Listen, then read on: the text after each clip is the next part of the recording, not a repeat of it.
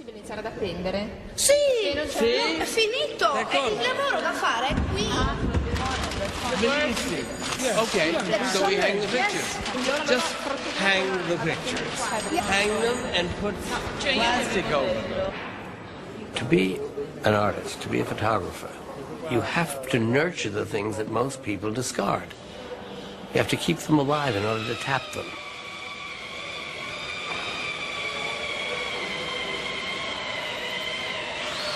That should be more dramatic.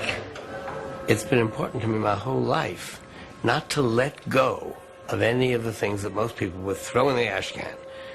I have to be in touch with my fragility, with the man in me and the woman in me, the child in me, the grandfather in me. All these things, they have to be kept alive.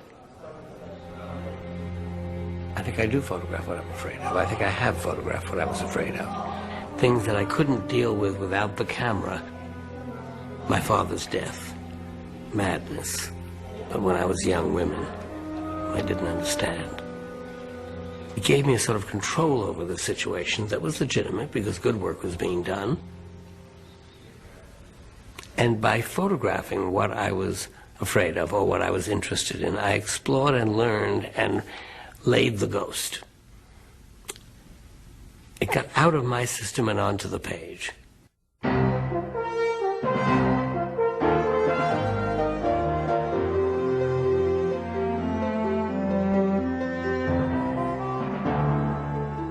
Major funding for this program was provided by American Express, celebrating the world of creativity through American masters. The National Endowment for the Arts, the Corporation for Public Broadcasting, and by annual financial support from viewers like you. Additional funding was provided by the following.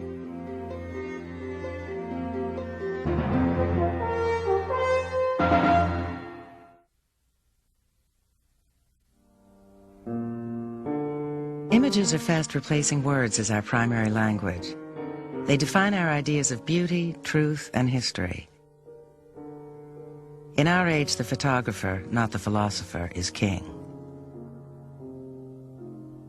By the 1950s, Richard Avedon emerged as fashion photography's brightest star. Since then, he has proved endlessly protean, tacking unpredictably from commerce to art and back again. Dominating one, challenging the other, and changing the rules of both. Today, his images are everywhere. Some have become iconic in our culture. Avedon, along with Irving Penn, has forever altered the terms of photographic portraiture. Penn gently, intently, Avedon radically and fiercely. He has changed the way we think about celebrity, showing its glitter but also its terrors. Few people refuse the validation of his portrait. It's the final recognition. And like others before him, Avedon has sought out the people we would forget. He went into the streets of Italy and Harlem, into mental institutions. He went to Vietnam, to the civil rights battles in the South, always following his political concerns. But he felt he couldn't compete with the great documentary photographers, Helen Levitt, Lisette Modell, Walker Evans. The found image couldn't satisfy him. He wanted to be a creator, not an observer. He has had major exhibitions in museums and galleries throughout the world. He has become one of the richest, most celebrated photographers ever, and one of the most controversial. Thank you. Have you seen the show yet? Yes. Thank you. Avedon has created controversy throughout his whole career. He is not subtle. He is a commercial photographer and an art photographer. Bam. The twain Here were it not is. really allowed to meet. And what do you think? You like it? You don't like it? It doesn't really matter. He to is me. our Matthew Brady. It just He is the glimmers into that repository extreme. of the public personas of the century. Really. Overkill, it's caricatural, everything grimaces. I think he's a mortician. A real lack of compassion. Power, energy. Energy more than anything else. Energy. I don't know. I think he loves all these people a lot. You know, he's paying them a tremendous amount of attention. Reality's the great collaborator. He's struggling against it. Nobody has lasted as long as he has a sort of sweep of the culture over a series of decades through a series of classes. There's only one person who's been doing it. To have everything. He seems to be rich, good-looking, makes But he's a lot just of money. in your face all the time. You don't lives get in a a choice. magical world, is a fine artist. I think it's envy. I think He's a so lot of it is over-emphatic, envy. as if we won't pick up any subtle nuance of character or openness of disclosure. And he gets the nuances of character on a gut level with an extraordinary acuity. I think he touches some kind of His nerve. compassion and a heartlessness of observation. His preoccupation with old age is a way of denying that it will ever happen to him, and I think ultimately a way of denying death. Somebody who says, look, it's crazy. It's madness. He ultimately said, I am in control. It's wonderful. That's what an artist should be. He should prevail. I think those pictures will live for hundreds and hundreds and hundreds and hundreds of years.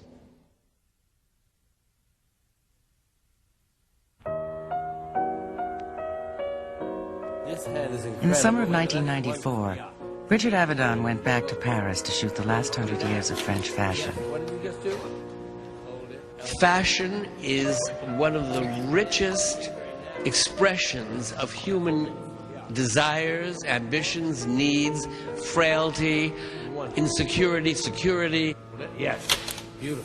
What we wear is an indication of our sense of ourselves. It's a gift. Fashion has been in all art history. Look at the Velasquez, look at the Goyas, look what they're wearing in the Whistlers. And what they're wearing is fashion. It's just staggering, Stephanie. Yeah, oh my God.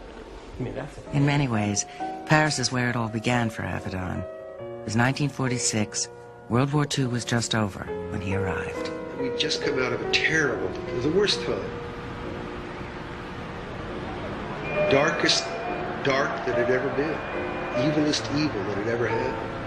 And here were these pictures in the city of lying, you know, all of these people for whom the war was over, way over, never happened, gone, not talking about it. Harper's Bazaar and Vogue eagerly took part in the first post-war stirrings in French couture. Covering the new collections was the gifted young photographer, Richard Avedon. I was so young. I didn't know anything. I hadn't been anywhere. And was thrust forward by the editors of Harper's Bazaar. There was a mandate from Carmel Snow to help the French economy by bringing back the glamour of pre-war Paris. I was beside myself. I was in love with Doe. She was my model. You know, they made a movie called Funny Face, which had nothing to do with us, but a little bit about what happened. I remember riding in from the airport, and the taxi cabs in those days had open-top roofs. They were sort of square, and we'd buy a bottle of champagne in the airport and stand up all the way waiting to see the Eiffel Tower, drinking the champagne from the bottle, and there was no sleeping. You worked around the clock, and then you went out dancing. And then, of course, I worried. So after the dancing was over, I'd walk all night, worrying about the next pictures. So there was the joy of discovery of everything French. No one had ever seen anything like Avedon's pictures before. The streets seemed to burst off the page. Their vitality had tremendous shock value. In the 30s and 40s, fashion photography had been dominated by giants like Hoyningen Hunet, Cecil Beaton, Horst P. Horst, whose formal poses embodied the Art Deco tradition. He changed the whole mood of fashion photography. Before him, every model posed. She became a statue.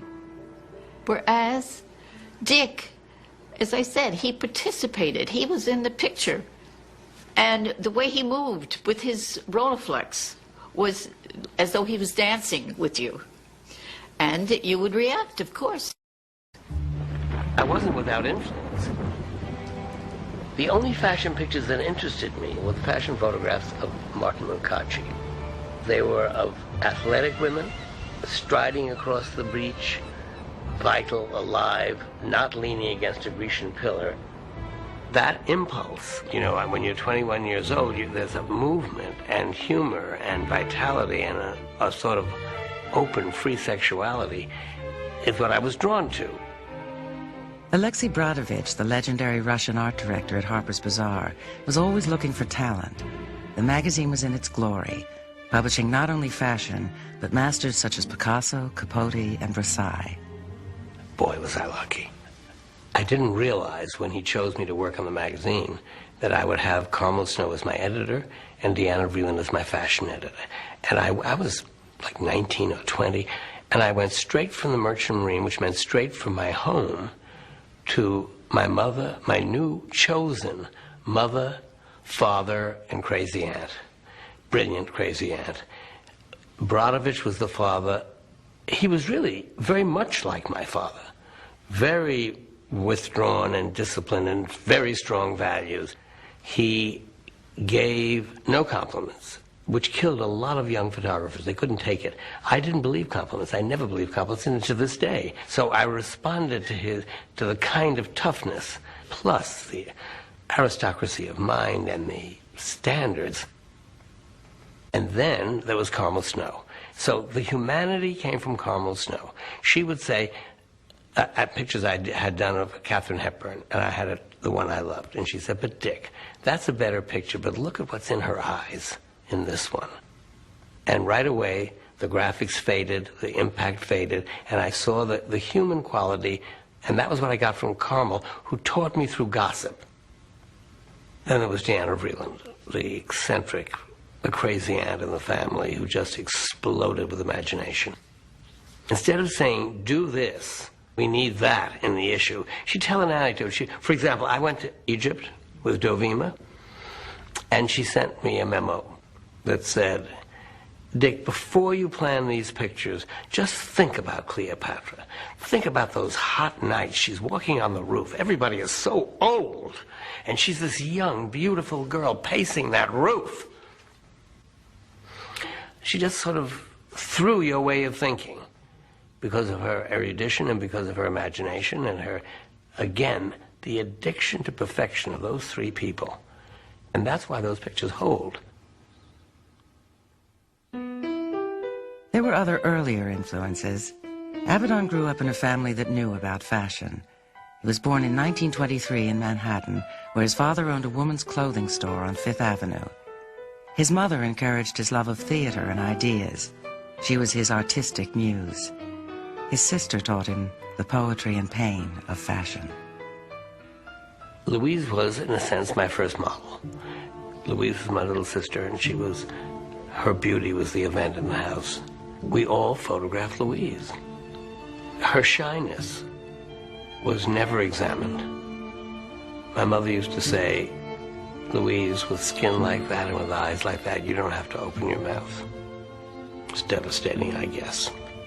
I'm not in the prediction business, and I can't say even now that this was the cause, but she pulled away from the world and withdrew. Spent the latter part of her life in a mental institution.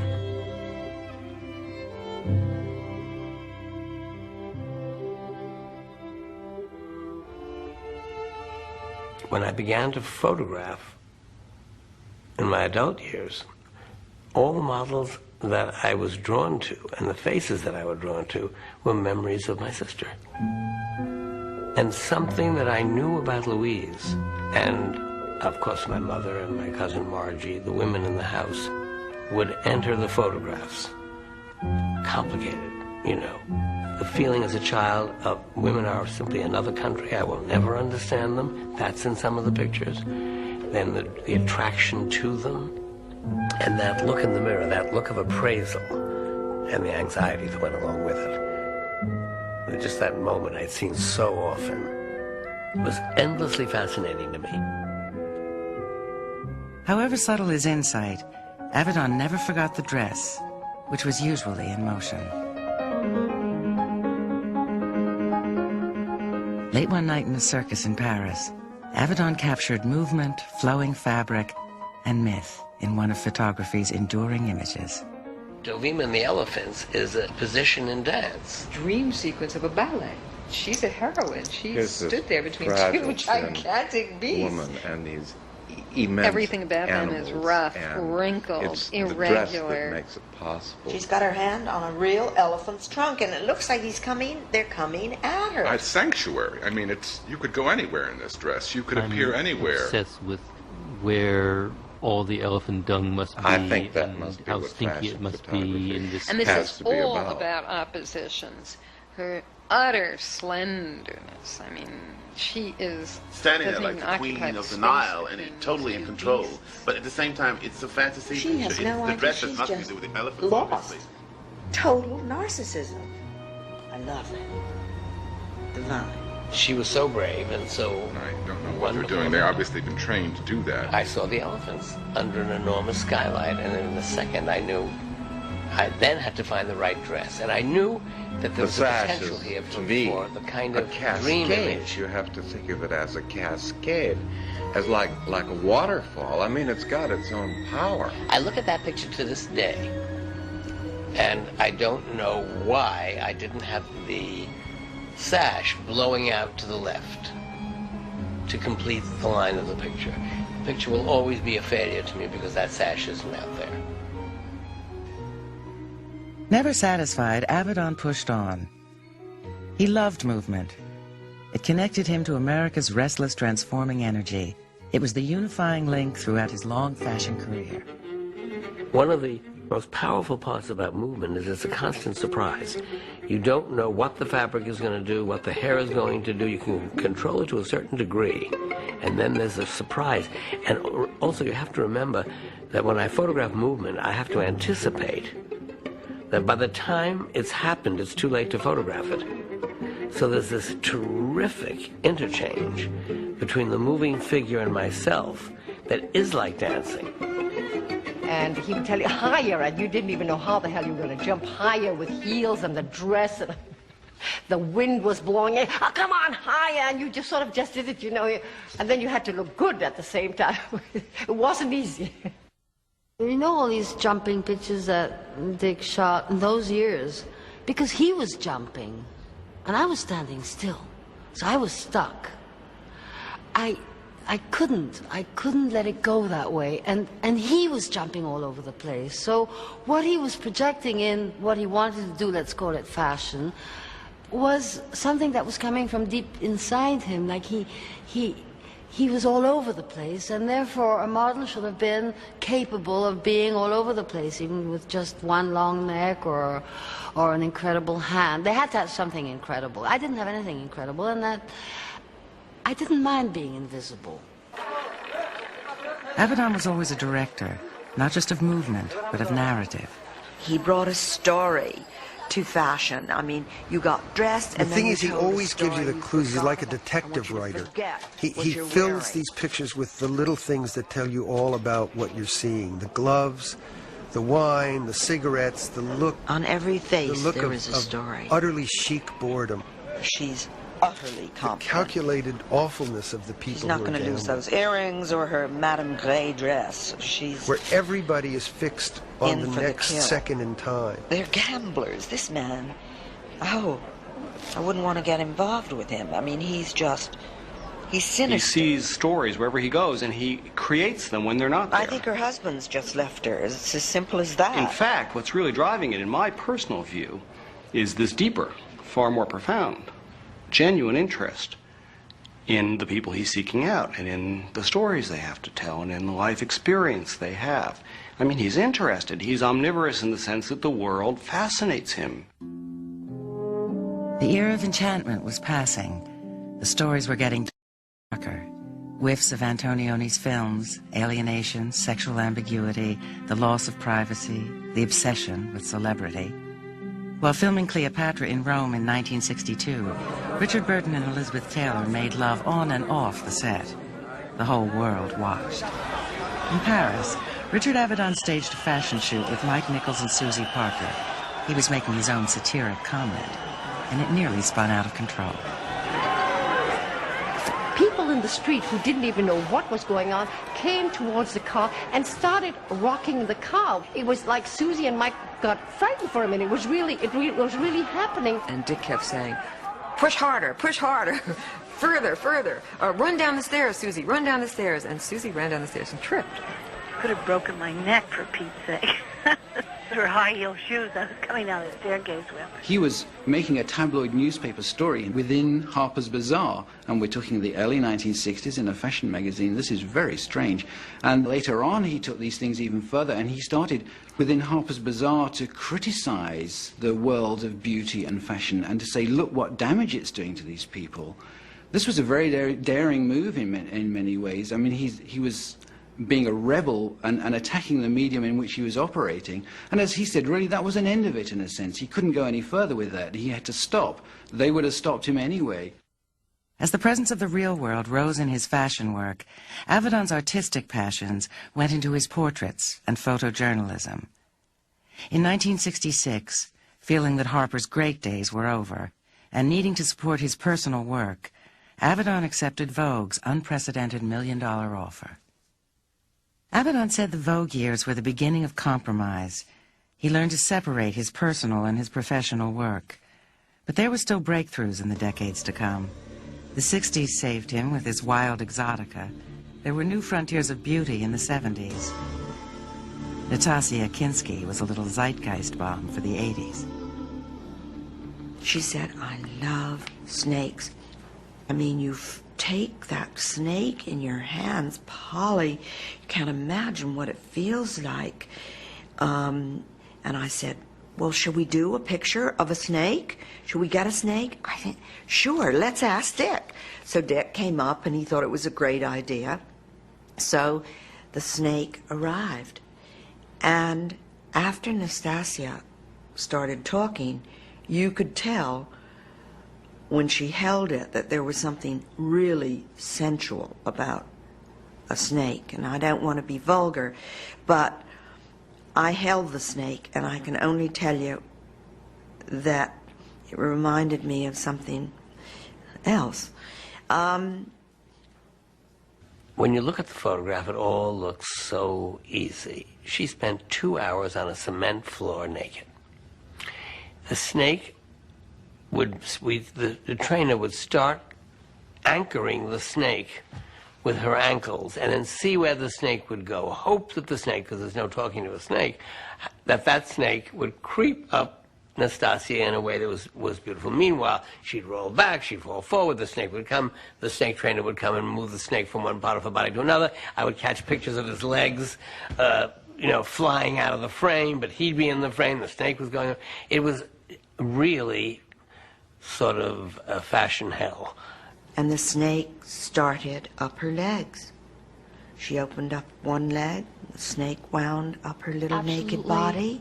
Calm and strong, smooth, big muscle. And up onto her shoulder and go towards her face. And I said, Nastasia, this is it. Quickly relax. And when it got to her ear, he kissed her with his tongue, and Dick got the picture. And I was crying. She rose to the moment, the snake rose to the moment, I rose to the moment, and it was one of those absolutely magical things that happen when nothing you planned could equal the random and I accident wasn't of something terrified, beautiful. I wasn't afraid. A wonderful feeling, actually. I love animals. I couldn't speak. It was extraordinary, sexual, seductive, special, rare moment. And Dick Avedon caught the one time that snake kissed her ear. Avedon put the image on a poster and sold 2 million copies. I think there will be no way to write the history of fashion photography without Avedon. I think we have an essential need for this. He's tarred with a brush of fashion. To embellish He's oneself. just a fashion photographer. Some of his best work has been done in that area. He's such a great fashion photographer because there's no conflict in those And I pictures. wish that he would accept that. Glamorous as hell. Pride. The danger here is that you become the costume. Art has to deal with issues a little more profound than this year's hemline, or what perfume they're wearing, or what kind of style they're wearing. Hollywood, American, Richard Avedon glamour. Fashion is silliness made sacred. Mannequins in His those photographs made me want to live in New York. And yet really matters to us all. have played. I mean, this sounds so silly, but it's a dream about everything being one. What's so moving about fashion is that it dies so young. It has no real afterlife or maturity. When he left Vogue in 1988, he did not leave fashion, but as he has said, his interest had faded. He was still everywhere at once, at the Berlin Wall when it fell, on assignment for Egoiste, the French avant-garde magazine, leading the Versace campaigns, and breaking ground at the New Yorker as its first staff photographer.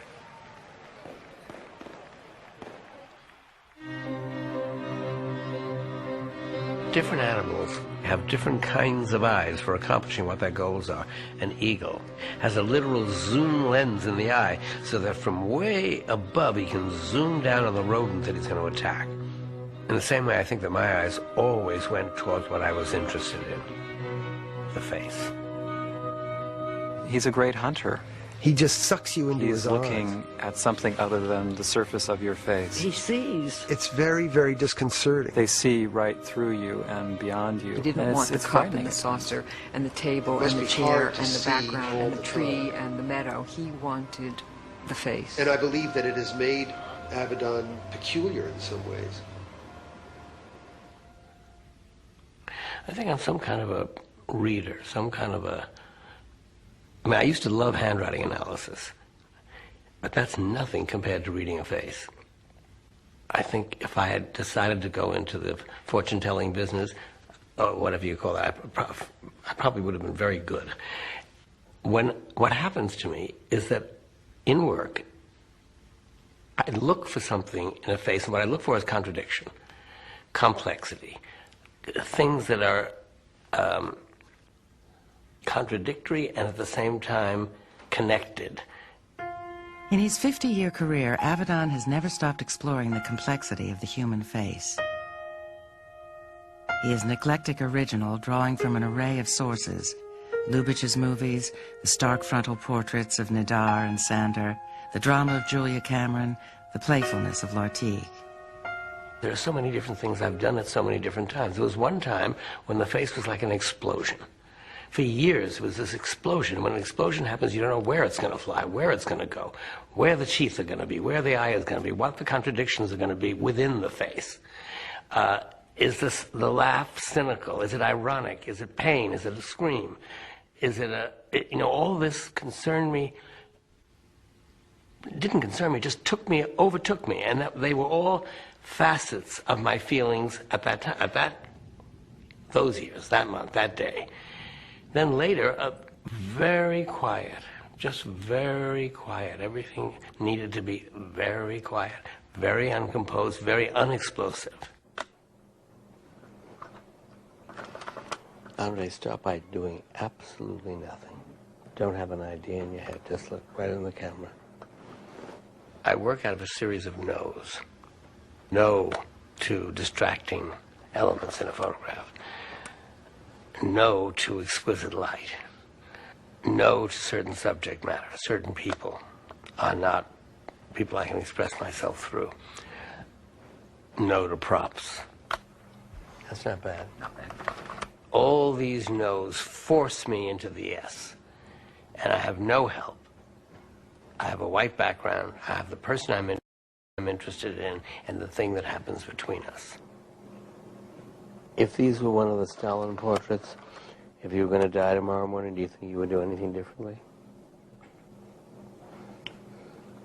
Why don't you just think that that's what's going to happen? Yeah. To sit with Avedon and have him look at you is a fairly disconcerting experience because you realize that he's studying you. I don't know whether he's seeing inside you or not. I guess he would say he's not. But he wants to see everything there is to see on that surface. And this has been the making of him as a photographer. But Johnny, even more, okay, to the camera, right? Look at this. The strongest thing that Avedon's portraiture represents is a belief that finally, in the end, there's nothing but the face. And the truth is that the power of the landscape of the face, the crevices and the valleys and the promontories and all of the things that they represent, it's really how we know each other. There's nothing on earth more fascinating than the human face.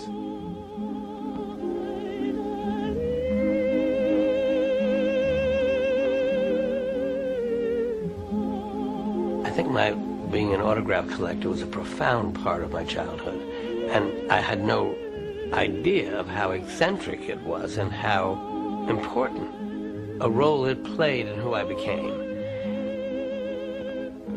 It was about people who had achieved a certain quality in the world of the imagination and the world of the arts and law. It was crucial. It was absolutely crucial that I mean, I was a family gag.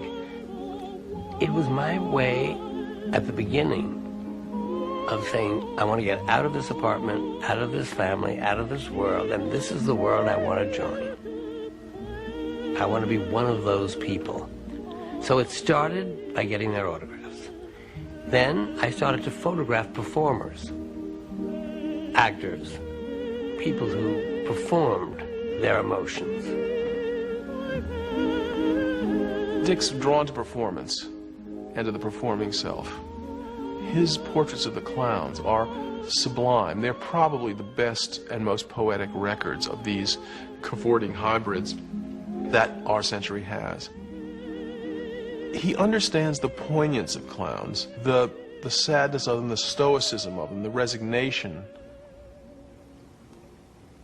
I've just been handed contact sheets of my father that I've never seen before, that my father considered the best photograph of him. It's odd that he should have that picture on... I can't do it. Sorry. It's very emotional. Sorry.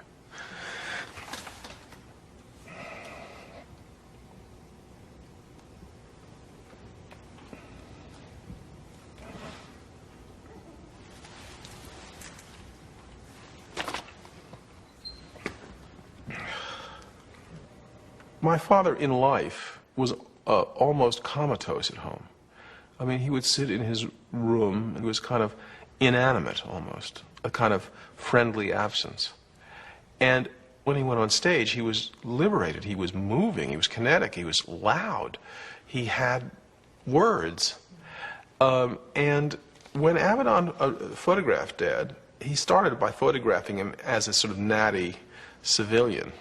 But he can't winkle out of my father his essence in his civilian clothes. So he gets him to dress up as Estragon.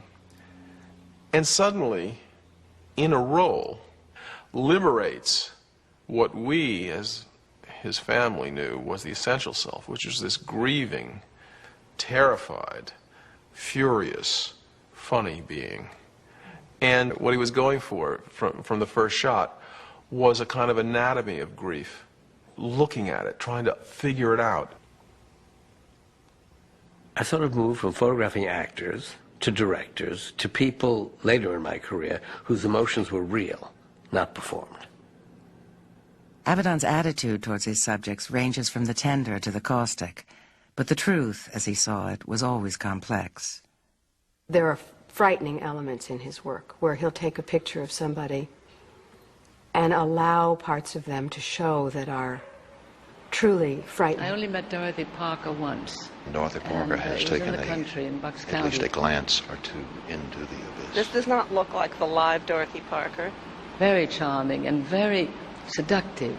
See it in her eyes. It doesn't look like the mind that was behind the face. And when we left, Morse told me she was making fun of me the whole way, and I never knew it. Very funny, the portrait is a forecast. Witty, and certainly a very bright woman with a razor-sharp mind. It's a devastating picture. I mean, you can sit there and you can weep for that Dorothy. She struggled against the depression and the alcoholism. Even at that age, he could have been kinder to her.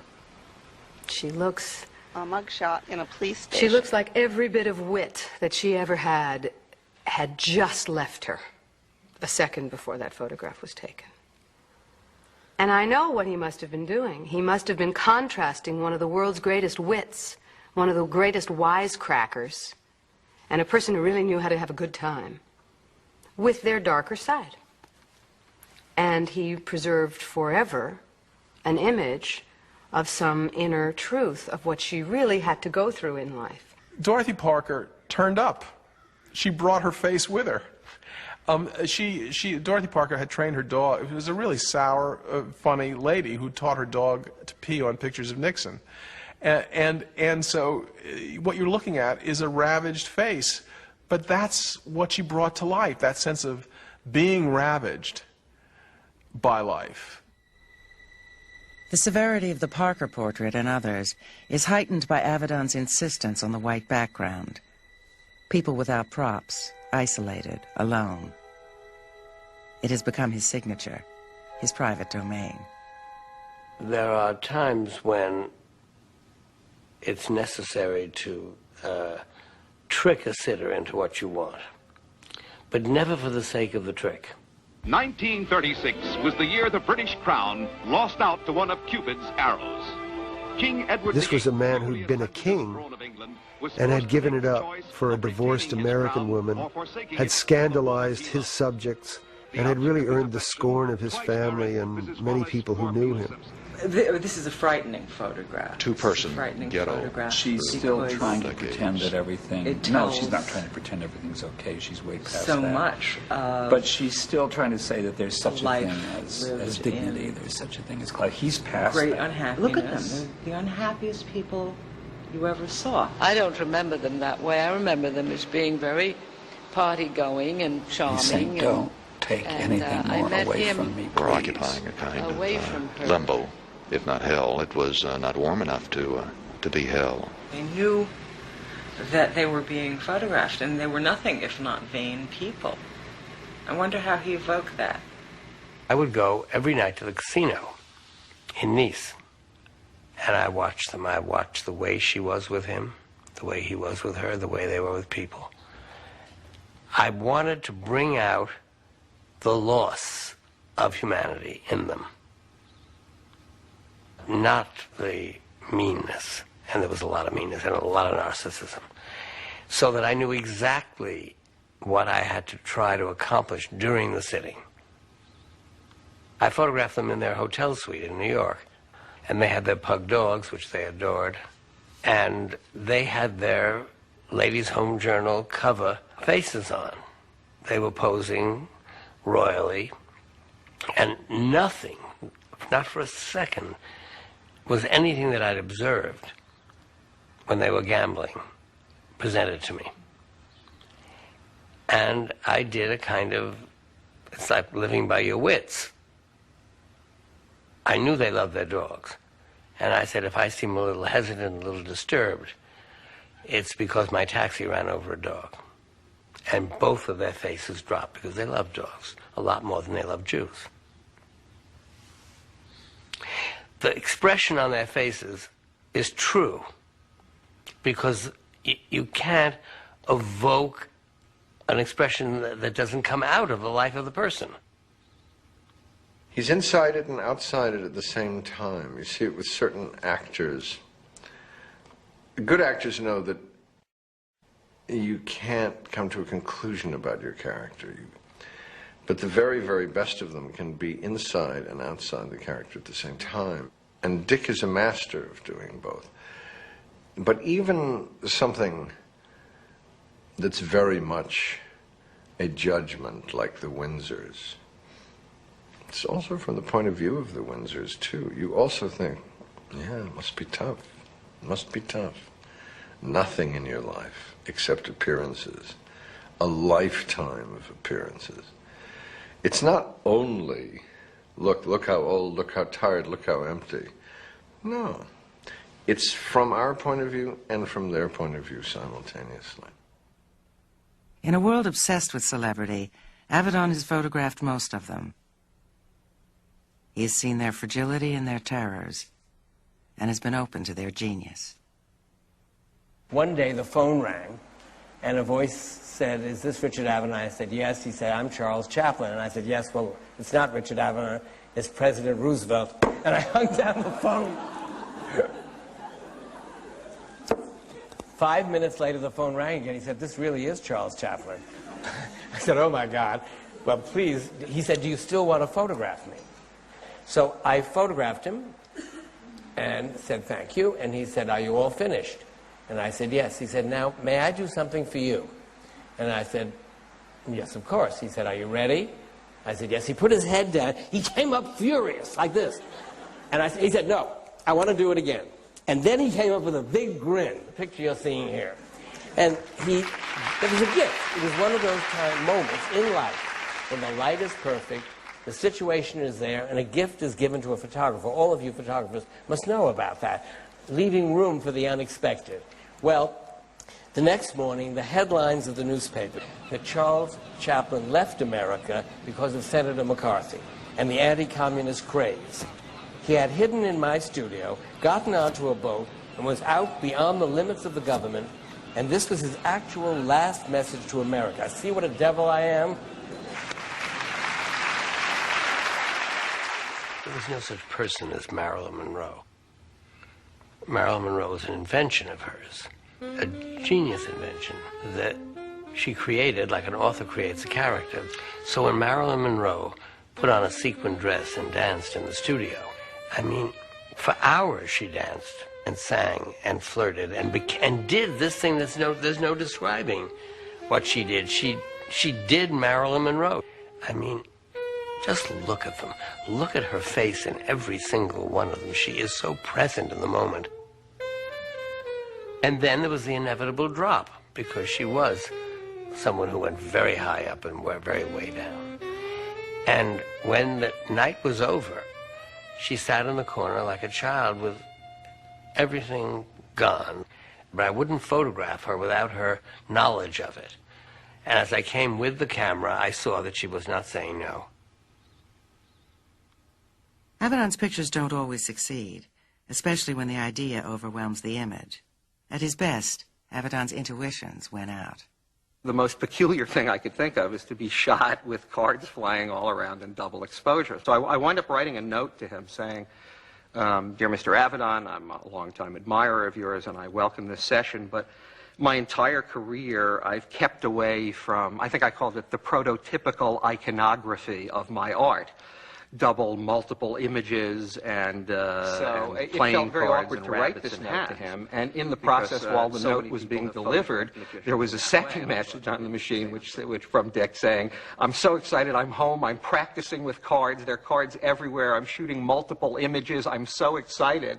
You know, literally the same moment that this note is being delivered before this, the last communique from him is that he wants to shoot me much like he shot this recent photograph of Al Sharpton, with many multiple images. Now, I don't know how to say this delicately. I guess the best thing to say is it is not my favorite photograph of Dick Avedon's, with these many, many shapes and images and eyes of Al Sharpton heaped together as this double image. So now I'm really, he goes behind the camera, and I'm now flinging cards into the air, and he's winding up to do double exposures. This whole thing seems very odd. I like that.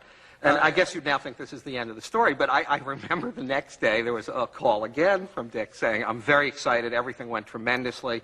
I'm working on two things, a spread of two different photos. I mean, one with the double exposures. The way they've come together is wonderful. Your third eye is really powerful. Those are his exact words. Of course, I haven't seen any of this. And then, again, there's a subsequent call, and now, you know, he's decided, maybe reading my mind, that the picture where I look quite stern and just have the corner of the Jack of Spades in my hand is what he'd like to use. And eventually he did. And I told him that it got me many job offers as an assassin in films. So I was very happy with it. It was his idea to tear the Jack. And the minute he did it, he added something so unexplainable and so mysterious to the photograph. Clearly you read things into the surface of his pictures of famous people because you know who you're looking at. But you also, the fact that he's photographed so many people that aren't famous, so many people that are in fact nobodies, and you read a lot into those, kind of gives these people the dignity that they deserve and allows you to see more into them. I think ultimately what you see more into, though, is inside his head. It's like reverse photography. It's like the light's coming out of his brain through his eyeballs and he's shining it on the people. And what he's photographing It's never not a self-portrait. And what you're seeing with ever-increasing crystal clarity is Dick. You're just seeing him. It strikes me that Avedon is looking through the camera, looking at other people, trying to find the truth about them as a way of composing an image of himself. There's something of a quest here, of a search. These are fragments of his own face.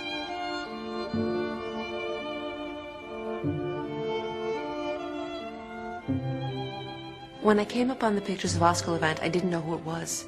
I thought it might be Rasputin, because they struck me as pictures of the divine madman. And in a way, they're the paradigm for the whole show.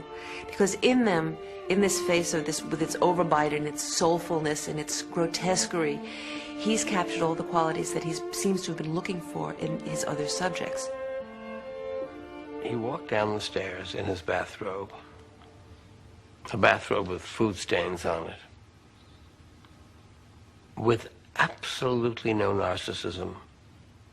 He was the wide range of things I'd always dealt with.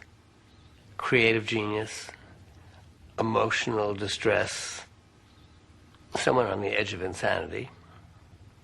And it was a conscious decision. He was doing what I have always said I would like to give to a photographer I respected. What he had to give to the camera was all the complexity of every theme I had ever dealt with. And what a gift to me. I mean, what a gift he gave me.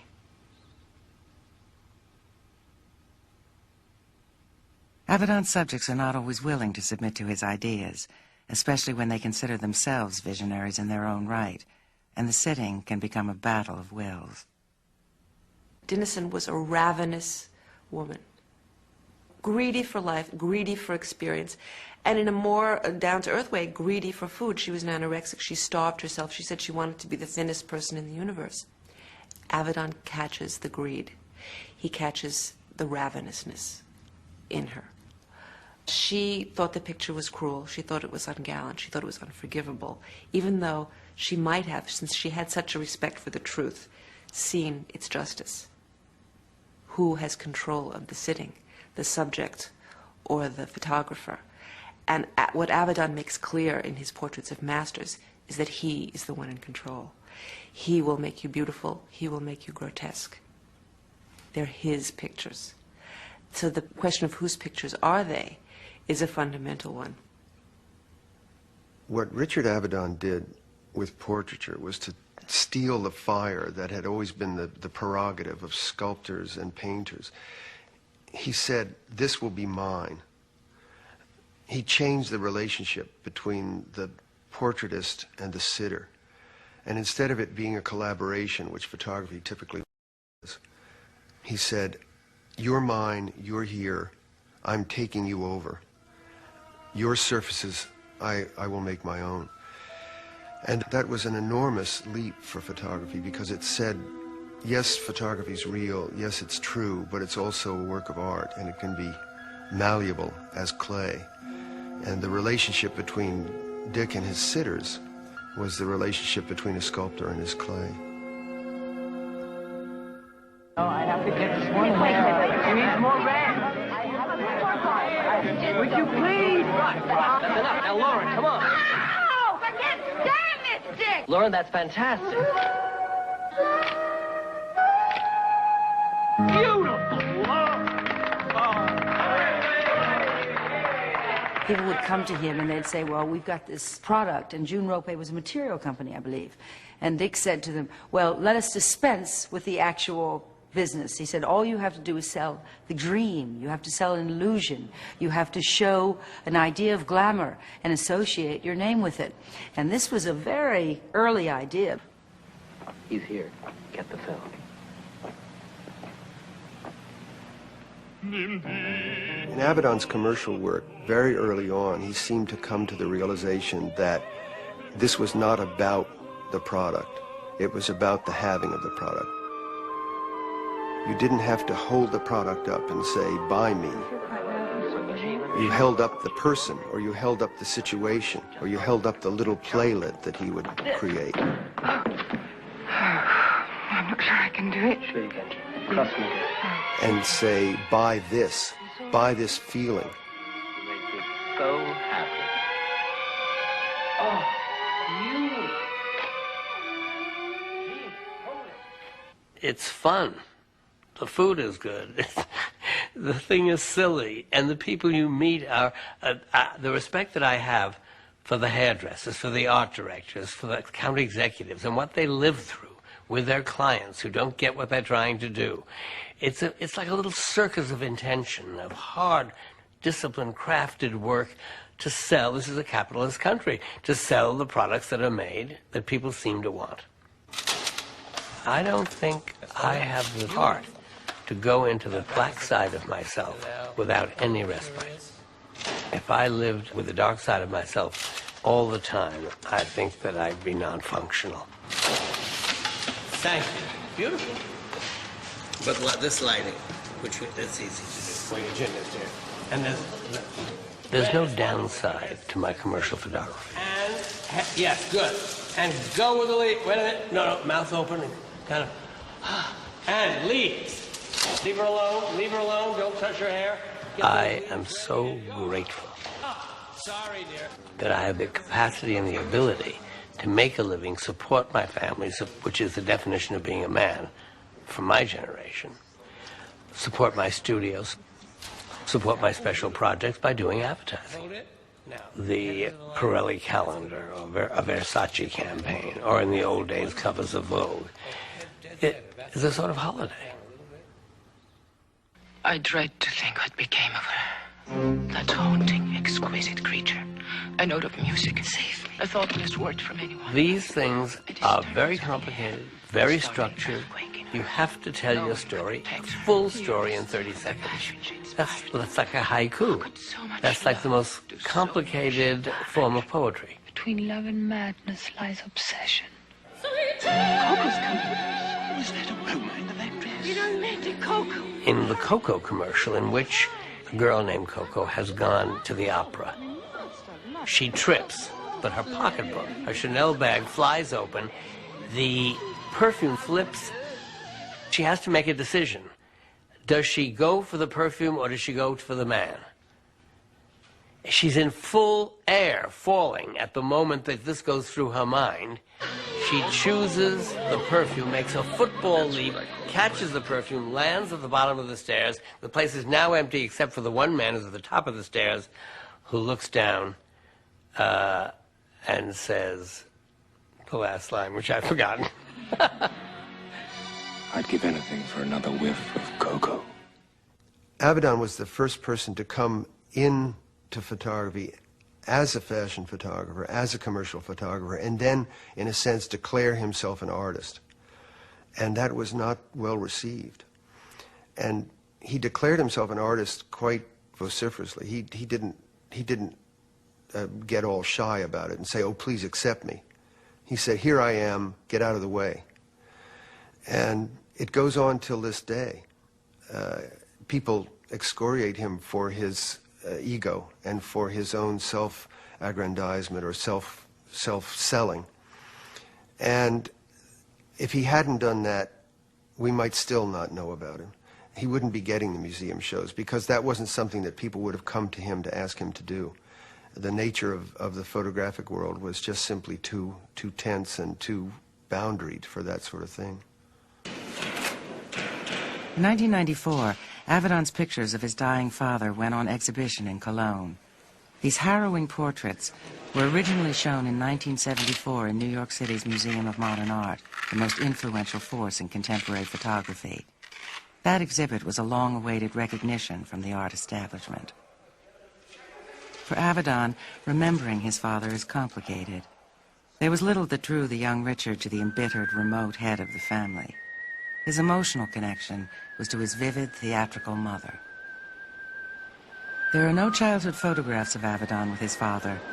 His pictures of fathers with children are filled with longing, fantasies of moments that never happened. The photographs of my father, the making of those photographs, had nothing to do with the art of photography. It had to do with my way of trying to reach him, trying to let him know who I was, because everything about the two of us was on his terms. I went into business with him. I listened to him. I knew him very well. I knew what he suffered as a child in an orphan asylum on the Lower East Side, taken away from his mother, with a father who deserted him. I loved him, but we never spoke the same language. He was a man who had the typical life of a Russian Jewish immigrant, which was one of tremendous suffering and struggle in this country. And he made his career in the schmata business, as they all did, got onto Fifth Avenue on 41st Street and opened a fashion department store called Avedon's and lost the whole thing in the Depression, probably literally on Black Friday, if not within a week of it. And his entire life was only able to express emotion through discussing money and material objects. He felt the early pictures were unflattering and terrible photographs. And I thought, I've got to write to him so that he can't dismiss it or not hear it. What I love about you is that you're in your 80s, you're hungry, you're avid for life, you're buying marinas, you're on the telephone with a kind of vitality and pain and excitement and all the complex things that I know, and I love that in you, and that's who I love, and that's who I want to photograph. He never answered, but when he died, in his closet, in his coat jacket that he wore all the time, was that letter. So the photographs that he took of him in the last stages of cancer, as he was attacked by one critic for, obviously reflect his anger and bitterness towards his father for the neglect that his father showed him as he was growing up. But I also think that's too simple. They also show a great deal of tenderness because they reflect the man's suffering at the end of his life. I don't know what those photographs mean. I was in analysis at the time, on and off, and it occurred to me years later that maybe photographing him was an act of hostility. Shooting, killing him with my camera, watching him die with my camera. And I said to the analyst, could it possibly be that I was telling myself that this was about love and connection and it really was a kind of murder? And he said, yes, of course. I said, well, you're an analyst. Why didn't you tell me? Isn't that your job?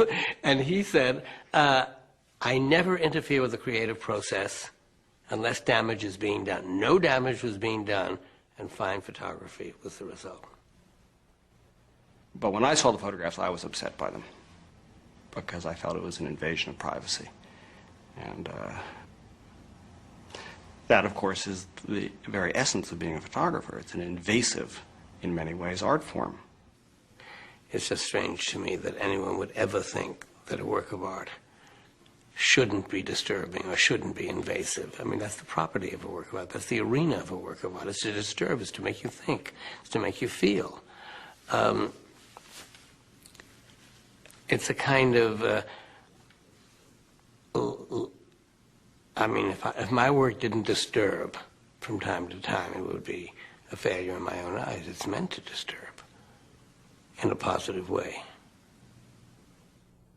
I found them an absolute assault. Dick is looking at death. Full of rage. Trying to face it down and also trying to understand what it must be like. Something that denies the inevitable and yet something that is tired and accepted. His father in his hospital gown and mourning. And you imagine that here is Avedon, the son of this man who is dying. Propped him up and put a shirt and tie on him. You're talking about photographing the dead. Death is the great teacher. It's force. It's a personal force. The end of things. And people turning into just pure energy and disappearing. I see terror here, awaiting execution. He's honoring him. He's somebody he loved. Incredibly moving. Makes me feel that he had disrespect for his father. One is brought into the sanctuary of something holy. My son, why hast thou forsaken me? They are about everybody's dialogue with with their mother and their father until the end of their life. Do you love us? Did you always love us? What is it all about? Can you give me any last piece of advice before you go on your way? And didn't I get it right at all? Tell me something. The body is there, but it's already beginning to disappear. And what we're seeing is a person literally becoming light. We're all skulls. And I look at that photograph and I see his skull. And then I wonder, what if we went around and we related to each other as if we were all skulls? That we're all going to die, and whenever we die, it's going to be too soon. Everything else is irrelevant. Race, religion, gender, all the squabbles we get into is irrelevant to the fact that in the end, we all look alike. We're skulls. And so that's what I've lived with and learned from that, you know, from that photograph.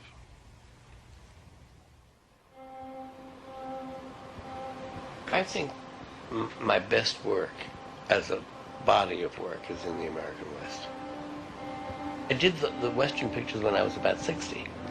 And I think that being 60 is very different from being 30 and 40 and 50. You begin to get a sense of your own mortality. I think my aging, the sort of stepping into the last big chapters, was embedded in this body of work. There's a deeper connection to those people who were strangers because of my condition at that time. In 1974, Avedon fell dangerously ill with an inflammation of the heart. He refused to stop working. A second attack was life-threatening. He went out west to recuperate and discovered his next major project. It took him 5 years. A sweeping chronicle of a part of America he had never photographed before. Drifters, loners, ordinary working people. Critics loved it or hated it. He was praised for his tough, unrelenting vision, and at the same time was charged with exploiting his subjects and falsifying the West. The book was called In the American West, which really set off an enormous hostile response to the book. What was an East Coast successful photographer doing, photographing working class people in the West? Was this really the West? And what was he doing?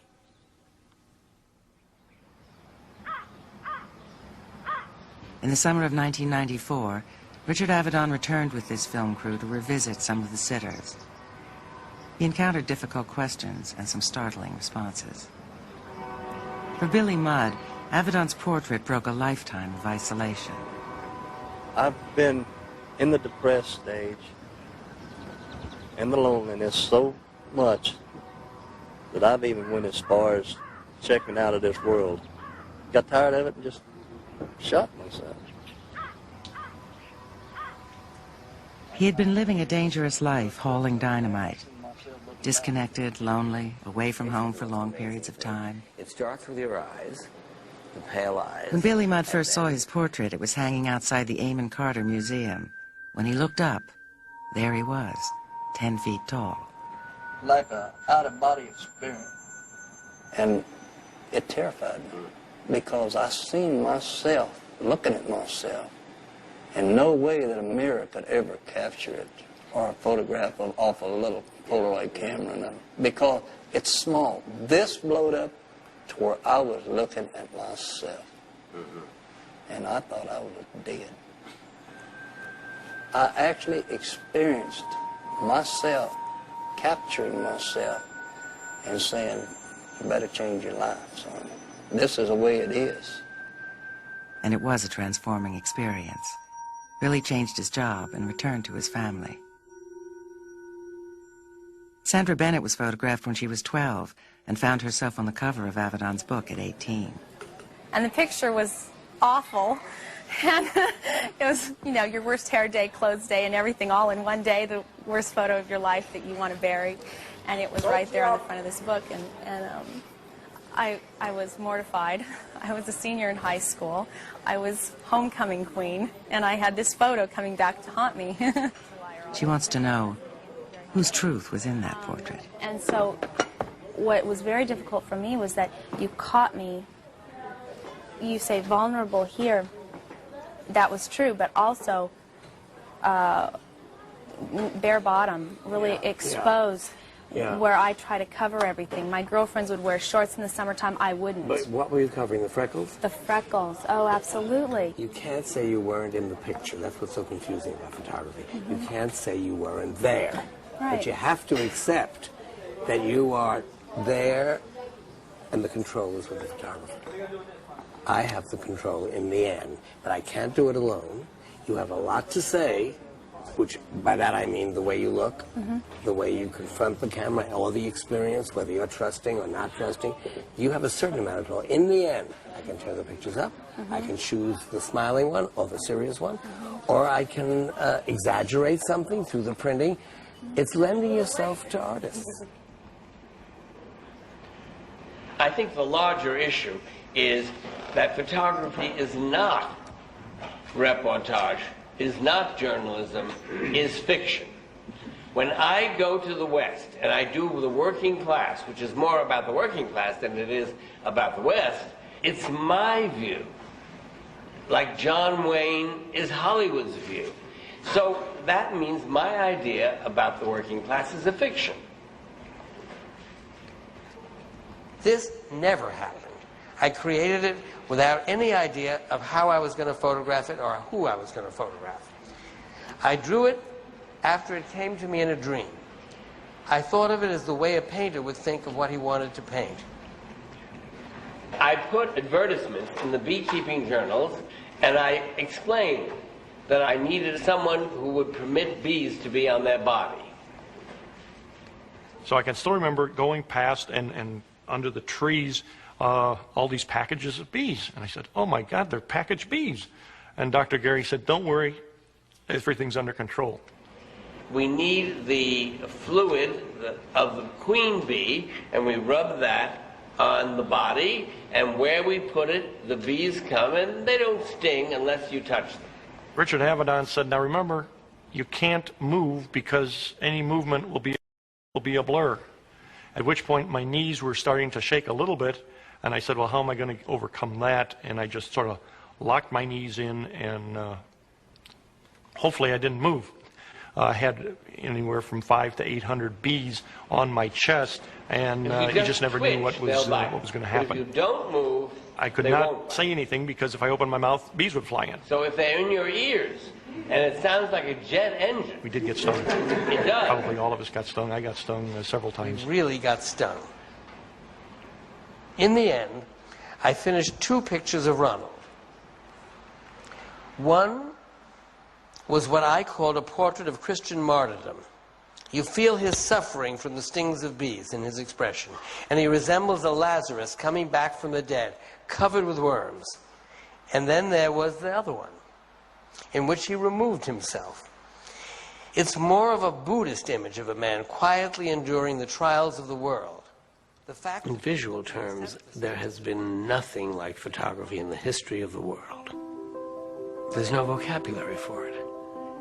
The vocabulary has to do with painting. Photography literally stops something dead.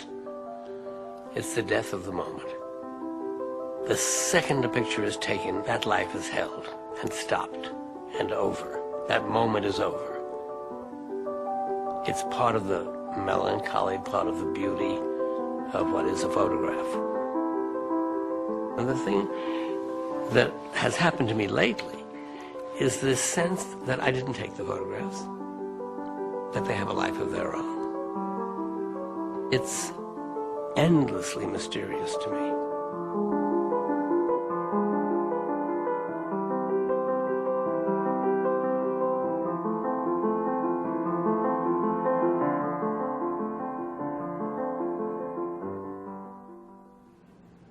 Since I was a child, the rooms I've been in have been an extension of myself. My rage, my joy, my enthusiasms, everything that means something to me in the end ends up in the room that I'm in.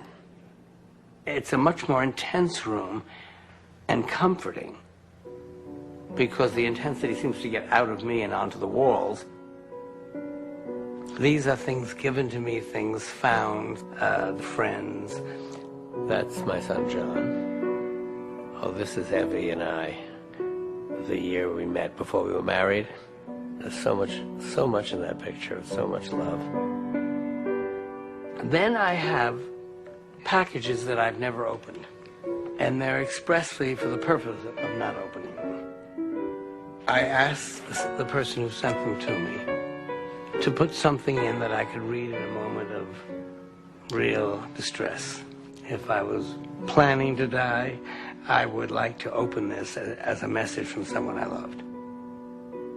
These little stones come from a beach off of Patmos, and you're free to sit there and spend hours studying these stones. And I tried to look for faces. And the first one I found was this smiling mouth, this grin. And it's a little bit scary. They're all a little bit scary.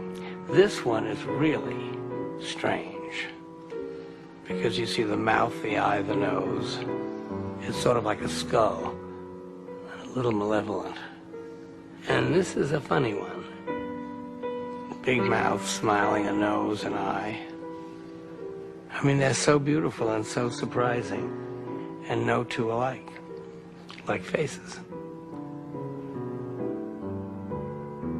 Now, what's happened in the last year of this year of my going public is that this room has been destroyed. The unconscious organization of it is gone. And the organization of my life is gone at this moment, because the past doesn't seem useful to me now. And I don't know exactly where I'm headed. I don't want to be burdened with old enthusiasms or angers or the comfort of my old feelings.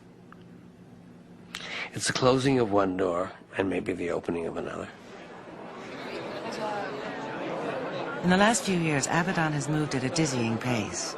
4 major retrospectives in New York, Cologne, Milan, and London. 2 new books of portraits summing up a life's work, and 6 more under contract. I've become my own widow. I'm in charge of my archives. I create books. I create exhibitions. But it will be over. And when it's over, then I'll read and rest and begin to be a photographer again, I hope. My God, in the question of being an older man with passion, is Matisse, because when one would have thought he had done everything, he got into bed and he recreated color and did the most beautiful work of his life and most modern work of his life. If I can be reborn for the few years that are left to me, it would make me very happy. And if not, I'll either really go with full force or I'll stop. Montauk is Avedon's summer home in Long Island. He built it for his grandchildren, for time with his son, to relax with friends, and for periods of rest, which he rarely takes. One of the great joys in life is watching light. To spend an afternoon in Montauk and watch the light move and the light change and a cloud cross the sun. The lessons to be learned about light by just observing. I think it's something about madness, rage, and energy that connects us. I mean, there's something other than love of good food, love of apples. Women, yes, love beautiful. of apples. That's true. Yeah. You could become an apple farmer. You don't have to do any more photographing. We have so many apples that you don't know what to do with them. Sell them. Sell them or kill them? Take the chickens. Become a farmer. Become a gentleman farmer. I don't know about you. I don't have many men friends that I can talk to about everything, where there's no macho competition going on, although we certainly are competing. I mean, I want your Uncle Vanya to be a success tomorrow. On the other hand, look at that article only if and my you're book. ravaged with jealousy. No, I'm not. But I just don't want you to be more successful than I am. Believe me, I won't be. You will. You're onto something absolutely wonderful. We live in a world of images. First of all, images have replaced language, have replaced reading. The responsibility to your role in history, in whatever's going to happen to human beings, you are the new writers. And we can no longer be sloppy about what we do with a camera. Undoubtedly resentful. You have this weapon in your hands. It's a camera. And it's going to teach the world, it's going to record the world, it's going to explain to the world and to the children that are coming what this world was like. It's an incredible responsibility. I think he's touched every one of us in a really profound way. You know, when he really responds to something, it's just terrifying. You know, what do you do next? You know, how can you possibly top that? Dick says, get down there, shoot the job, and get it over with, you know, and make it brilliant. It's a totally different method of teaching. We looked together what I did. Some he was very critical, some almost outraged. What are you thinking, do this? I said, I don't know. I said, well, you better know. It's your photograph. Typical. Again, you know, sort of to the point. No, what do you call it, nursing you.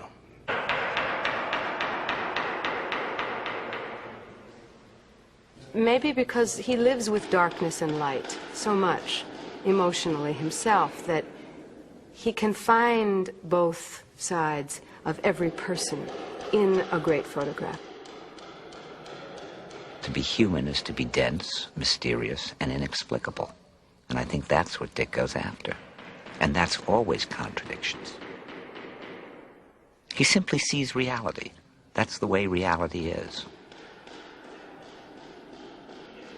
One of the things that's very gutsy about Dick is he lives his contradiction. He is almost the point of a neurotically flamboyant. One moment, next minute, he's totally opposite. He's a chameleon. He moves and twists and changes the shape, not only color. One day he'll be king of the world, don't bother me, I'm on top, just get out of my face, you know, trying to organize me. I know what I'm doing. And then the next day he'll be saying, you know, that picture just wasn't good enough. That was just ridiculous. I've made a mess of this. I overscheduled myself. I need a vacation. And I love that about Dick, that there is a very sort of human quality to his flights of hubris. What you don't know, how dare you say this publicly, Norma? What you don't know is that without Norma, I wouldn't get out of bed in the morning. Yes, you the phone rings and she runs the studio. She makes everything work. She's okay. Enough. We all think of him as such a social being. He's so apparently at ease with himself. He's such a wonderful raconteur. He's always looked so wonderful and looked so poised. And yet, if you talk to him about what his deepest terrors are and what his conception of himself is, he will tell you that he feels he's the most isolated person in the world. And I think this sense of isolation projects so well into documenting kind of elegant crowds like the photograph of the Volpi Ball, in which people are supposed to be having a wonderful time together, and yet you feel this tragic isolation of every human being. This is good. There's only one last thing. It's really very good. But I think that in the end, he cares about work first. And I don't think that's ever forgotten. And I think you see it in the work. I think that's the way you get work like that. When you get into the area of the art, which is private, which he's really speaking to himself in this tyrannical inner voice, wanting to get it right, wanting to be great. When you engage with that, there's no argument, there's no discussion. It's a completely controlling, autocratic, non-negotiable thing. Her head is a beautiful shape, right? Dick was very energetic, very with it, always ahead of the time, always discovering things. I don't think there was any other place in the world that I could get better experience. But he controls the media, he controls his design, he controls his everything that comes out of Dick Avedon has Dick Avedon's approval. And I think if he had the choice, he would control the critics, he would control every article that comes out about him. That's his nature. You know, he's a complicated person. Everybody's complicated. He sees the tragedy, and a lot of his work has reflected that. But he's never lost, in the face of the suffering, the exuberance for the pleasures. It seems invulnerable. He will barge in because he thinks there's great fun to be had. His great gift with people is that he brings so much energy to it, and some new cheese and the caviar and the champagne in him, and he has the joke that you haven't heard yet. He's forever astonished by life, and then that does something to people. You have a good time. I mean, I'm such a Jew, but I don't, at the same time, completely, is it agnostic? Someone who doesn't believe in anything? On the other hand, I remember, you remember that story? Wasn't there something about a synagogue? I went to the synagogue in Venice. My father, who has absolutely no religious sentiment of any kind and has no cultural sentiment in terms of Jewish culture, has a very standard Jewish personality, if that's not too big a generalization to make. And by that I mean he thrives on anxiety. It's a way of life. And as opposed to the standard view of stress as shortening one's life, I think it actually it's a form of internal exercise that's going at all times, and it keeps you young. And in his case, definitely that's true. And the Torah was very old, and on 2 sticks, it's a scroll that rolls up. And he took my hand and put my hand, both hands, one on each stick. And he started to speak in Hebrew, and it was up to me, it was clear, it was up to me to repeat what he said. He is Gadal, he is Gadash, and I said, he is Gadal, he is Gadash. And all of a sudden, something, this is my only experience of this kind of my entire life, something came through me from the beginning of time. I mean, I felt that I was connected to something. Not Jungian, I mean primal, in the genes. I mean, something that went way, way, way back, because one gene is connected to the next gene, and this was something in me that was a Jew. I've never felt like that in my life. And you were physically shaking? Shaking, yeah. I was shaking, my hands were shaking, and I'm not someone who gets, you know... So how do you explain that? I don't. I wouldn't try to explain it. I could have brought all these feelings buried in me to this moment. I don't believe message was being sent to me.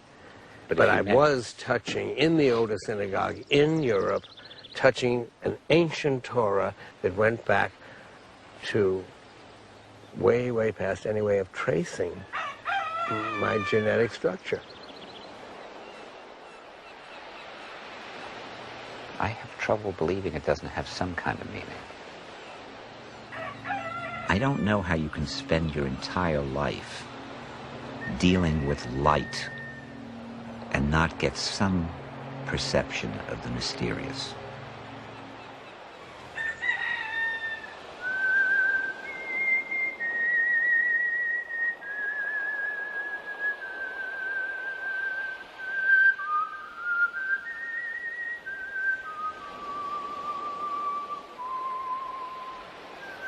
Dick always grapples with whatever concerns him. I think most of us turn away from it, or at least partly away from it.